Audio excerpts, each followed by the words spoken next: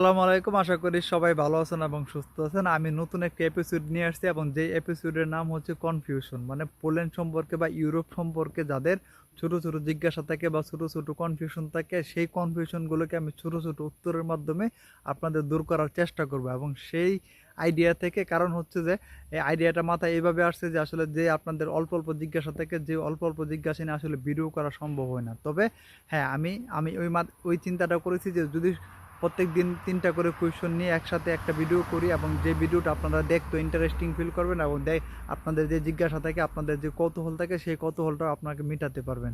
তো সেই সব চিন্তা করে আমি যে এপিসোডটা শুরু করব এবং সেই এপিসোডের আজকে হচ্ছে প্রথম এপিসোড এবং সেখানে আমি যথারীতি ৩টি কনফিউশন দূর করব এবং সেই ৩টি কনফিউশনের মধ্যে প্রথম যে কনফিউশন এবং যেটা নিয়ে সবাই বেশি কৌতূহল সেটা হচ্ছে যে পোল্যান্ডের স্যালারি কত।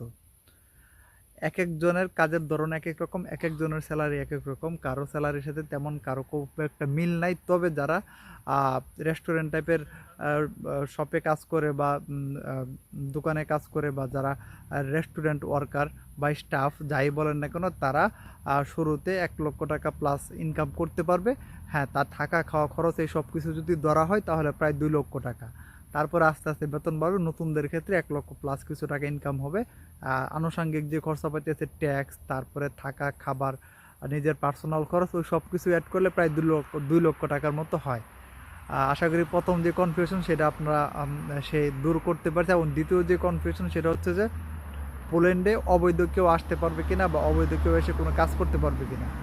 তো সেটা হচ্ছে যে পোল্যান্ডে অবৈধভাবে এসে কেউ কাজ করার কোনো সুযোগ নাই। এখানে করতে হবে যে আপনার যাদের লিগ্যালিটি আছে, যারা ইউরোপের অন্যান্য দেশে থাকেন, যাদের ডকুমেন্ট আছে, তাদের পক্ষে শুধু পোল্যান্ডে এসে কাজ করা সম্ভব। আর যারা অবৈধ, যাদের কোনো ডকুমেন্ট নেই, তাদের পোল্যান্ডে এসে কোনো কাজ করা সম্ভব না, কারণ কেউ তাদেরকে কোনো চাকরি দিবে না। মানে ইলিগাল কেউ পোল্যান্ডে কাজ করতে পারে না। সো দ্বিতীয় যে কনফিউশন সেখানে হয়তো আপনারা ক্লিয়ার হয়ে গেছেন যে পোল্যান্ডে অবৈধ কেউ এসে থাকতে পারবেন হয়তো আপনি নিজের খরচে, বাট আপনার এই নিজের খরচ দিয়ে এই সব কিছুতে আবার বাসা ভাড়া করতে গেলে আপনার সমস্যা পড়বেন। সব কিছু মিলে মানে অবৈধ যারা, তাদের পক্ষে আসলে পোল্যান্ডে থাকা খুবই মানে থাকা যাবে না, সোজা কথা শেষ। সর্বশেষ যে কনফিউশন এবং সেই কনফিউশনটা হচ্ছে যে ইন্ডিয়াতে যে পোল্যান্ডের অ্যাম্বাসি আছে দিল্লিতে, সেই অ্যাম্বাসিতে যে নতুন যে সিস্টেম চালু হয়েছে, ড্র সিস্টেম, এই সিস্টেমে যে লটারি হয় অ্যাপয়েন্টমেন্ট ডেটের জন্য, এই লটারিতে প্রতি সপ্তাহে কতজনের নাম আসে, এটা একবার জিজ্ঞাসা ছিল। সত্যি বলতে কি এটা আমি জানি না, এই কনফিউশনটা আমি দূর করতে পারি নাই। পরে চেষ্টা করব পরবর্তীতে আবার কোনো যদি আমি জানতে পারি আবার কোনো এপিসোডে বা কোনো পার্টে আপনাদেরকে এই কনফিউশনটা দূর করার। তো সবাই ভালো থাকবেন, সুস্থ থাকবেন। আবার এই এপিসোডটা কেমন লাগছে জানাবেন।